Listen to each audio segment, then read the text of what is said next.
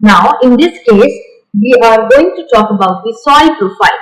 Basically, soil is composed of distinct layers. We had seen in previous session that how there were different components that were associated with the soil. In this particular session, we are going to talk about these distinct layers, right? So, when we say soil profile, we are talking about the distinct layers that are present in the soil, right? To understand it a little better, what we are going to do is we are going to perform a very simple activity. What we are going to do, we are going to take a little amount of soil and then we are going to break it into clumps, right?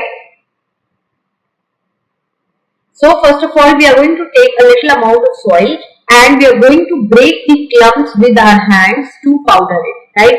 So whatever soil, you can take it from a garden, right? Go ahead to the garden soil, dig up a little soil and break it into, break the clumps. When you dig it up, the soil will come out as small clumps. So you're going to take those clumps, you're going to break the clumps into into a little powder. Now you're going to take a glass tumbler. Preferably take a big glass tumbler. It should be a little. It should be at least this big, right? So that you are able to observe whatever is happening in the glass tumbler quite easily. Then fill that glass tumbler 3/4. That is 3/4 till the fill it with water, as you can see over here, right? So it is filled 3/4 with water, and then you're going to add a handful of soil in it. So whatever soil that you've broken, you've powdered it, you're going to take it and you're going to put it in the water. Then you're going to stir it well with this stick so that the soil is completely mixed with this water, right? So you're going to take it and you're going to stir it very, very properly, right? Once you have done this, you're going to let it stand and disturb for some time, right? Do not disturb it. Keep it at a place where there shouldn't be any handling of the tumbler. You should just keep it as it is. Once you have done that, right, you will observe that the soil in the water has arranged itself into distinct layers, right? Once you are going to observe, when you start observing these layers, what you're going to do is you're going to answer a few questions. First of all, the question is, do you see layers of particles of different sizes in the glass tumbler? So you will definitely see that the soil has formed different layers based on the different sizes, right? Also, what you are going to do, always remember, whenever we are talking about biology, it is very important, or rather any experiment, but particularly in biology, it is important to draw the diagram, right? So you're going to draw a diagram showing these layers of the soil, right? Then the next question is, are there some dead rotting leaves or animal remains floating on the water, right? So you will find definitely animal. When we are saying animal, it also includes certain insects which you might see floating upon the water. You might see dead leaves. You might also find small twigs floating upon the water. So when you will see the layering, this is the kind of layering which you will see. The very first layer which you will see floating on top of the water is the humus. Then you will find a layer of water in it. Then there is clay, sand and gravel. Gravel is mainly composed of your small rocks and pebbles, right? So this is the layering which you will observe. Perform this activity and then you will also be able to identify all of these layers in the glass tumbler. Once you have done this, now what you are actually seeing is the soil profile, right? So what exactly is the soil profile? How do we define it? Soil profile is basically the vertical sections, right? It is the vertical section, that vertical layer of the soil, right? The distinct layering which you are able to see is the soil profile. Now, the dead matter that we were talking about, as you can see over here, this was the dead matter that we were talking about. This is called as the humus, right? So the rotting dead matter in the soil is known as the humus, right? It is the top layer. It is the first layer which you are going to observe, which you are going to see, right?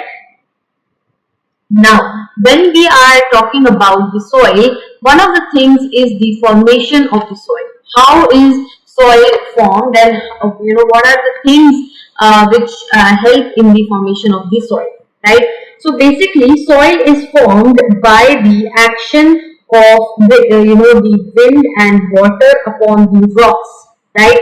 And breaking down of rocks takes place, right? And this action of the wind, water, and climate causes the process known as the weathering, and this weathering results in the soil formation, right? So what exactly is happening here is that the action of wind, water, and climate. When we say climate, we are talking about the different temperature that might be there, right? Also, we are talking about the kind of fluctuation in the temperature that is there. One time it might be really hot and the other time it might be cold, right? So all of this change in the climate, in the temperature, in the weather of a particular area causes the breaking down of the rocks, right? So whatever rocks are present in that area causes, breaks down. And please understand, this weathering takes a lot of years, right? So it takes lots of years for the weathering to take place, right? So weathering is breaking down of the rocks to form smaller and smaller particles until it resembles the soil. Now, when we are talking about the kind of soil, right? So when we say the kind of soil it is formed, what kind of soil is formed depends upon the type of the parent rock, right? Parent rock means the type of the rock that is breaking down to form the soil. There are different kinds of rock that are present. There are igneous rocks, there are sedimentary rocks. Number of rocks are there around us. You must have studied about these rocks in your different subjects, but basically for over here we need to understand that there are different kinds of rock. When we say parent rock, that means the soil that is formed by breaking down of a particular rock, and that rock is known as the parent rock. So each type of soil is depending on the type of the parent rock and the kind of vegetation present in that area, right? So what kind of vegetation is present in the area also to an extent dictates the kind of soil that will be formed. When we are talking about soil profile, I already told you that it is the vertical section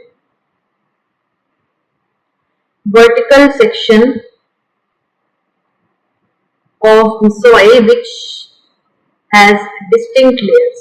Now all of these layers have a particular type of feel and texture. So each of the layer is distinguishable from one another, right? So you can actually when we are talking about these layers, you are able to differentiate each layer from one another, right? So they are quite distinct in their feel and texture, right? Now, when we are talking about the layers, what are the different things that are used to classify or differentiate among them is the texture of the layer, the color, the depth, the kind of chemical composition it has,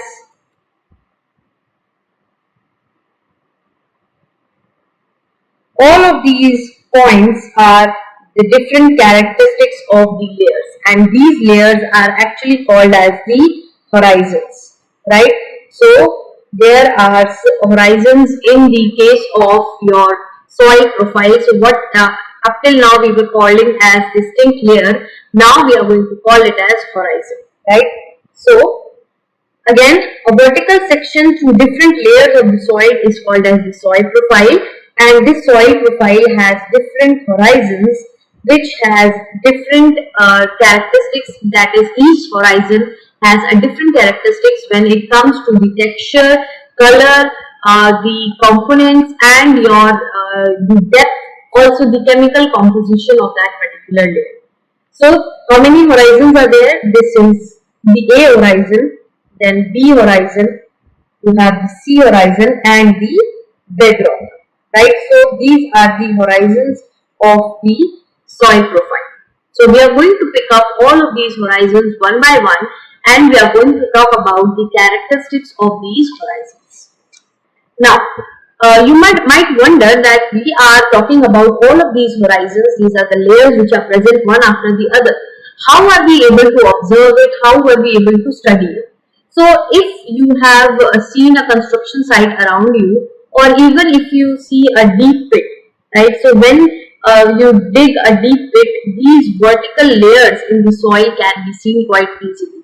Whereas, can you see? You will see it in the construction site when the beginning of the building is taking place. That means you are putting the foundation of the building. You may be able to see these distinct layers, right? Also, you may also be able to see it in the side of a road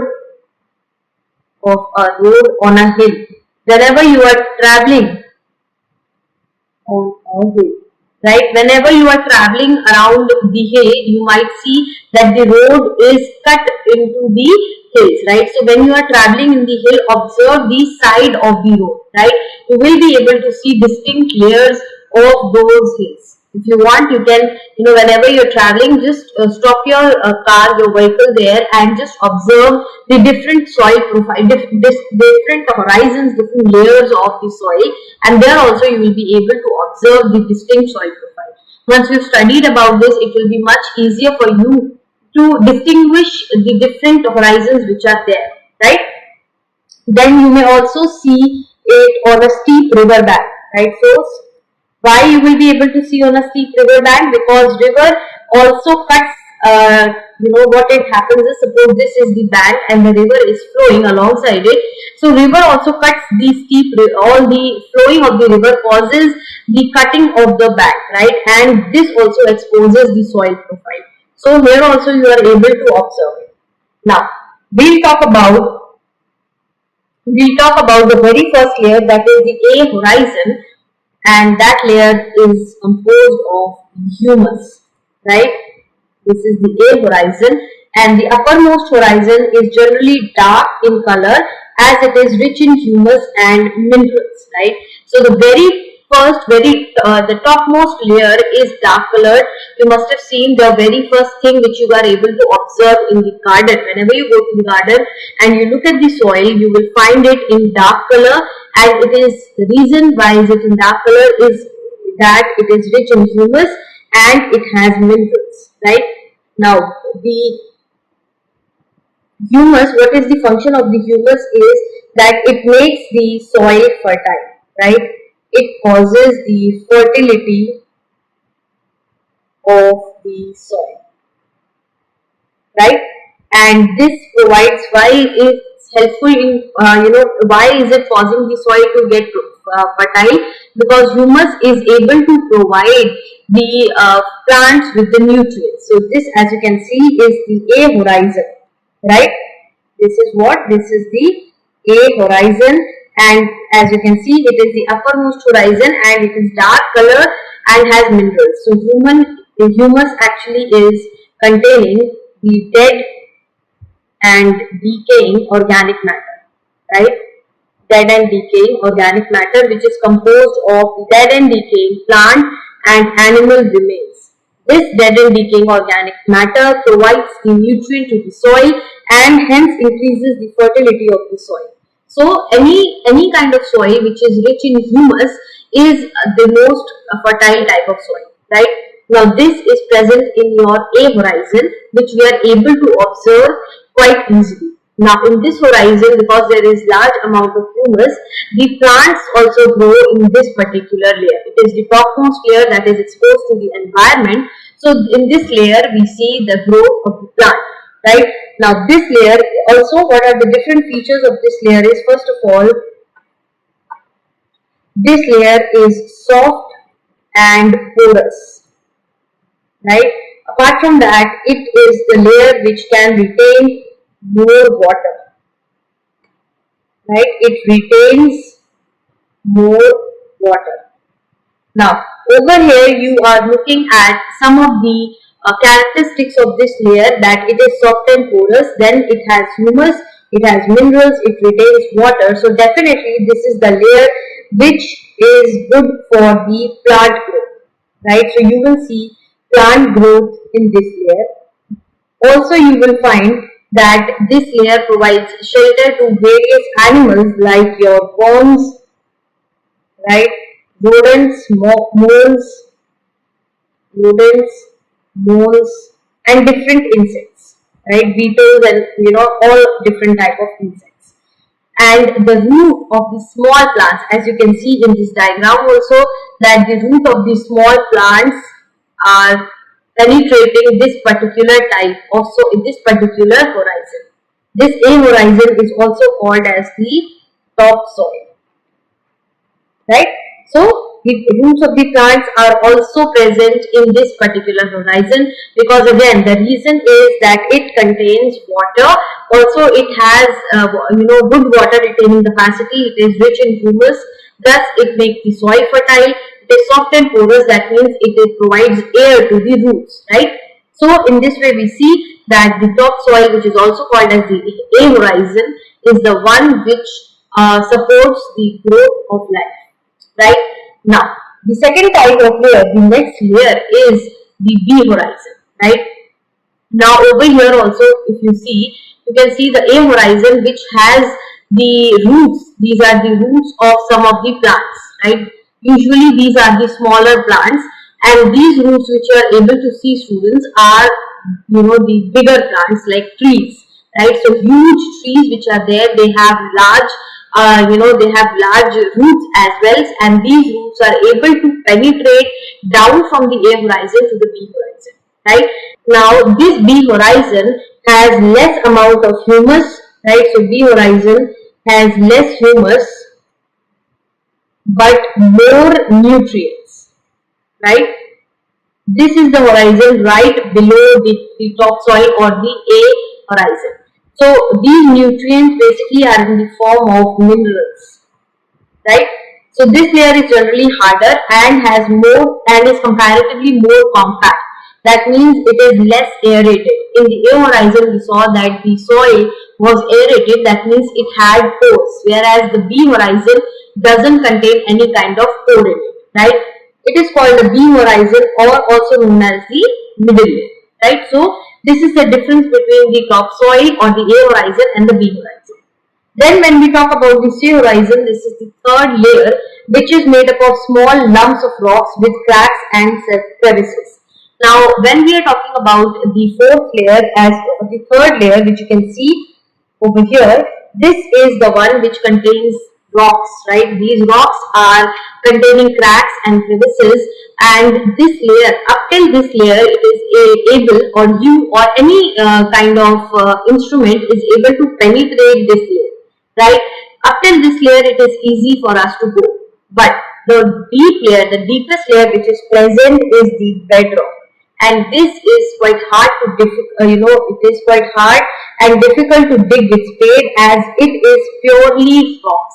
As the name suggests, bedrock, this is the hardest layer of all the four types, and this layer is the base, and on that all the other layers are built, right? When you were looking at the activity, when you did the activity of the glass tumbler, there also you saw that the layers which were formed, there was no in bedrock in it. The only thing which you saw, whatever you saw, students, was the part of your A horizon only, that is the topsoil, right? So in this way, we see that what are the different layers of our soil, what are the different horizons of the soil. So there are four different horizons: A horizon, B horizon, C horizon, and the bedrock. And we see that the topsoil is the one which supports life completely, whether it is plant or whether it is animals, right?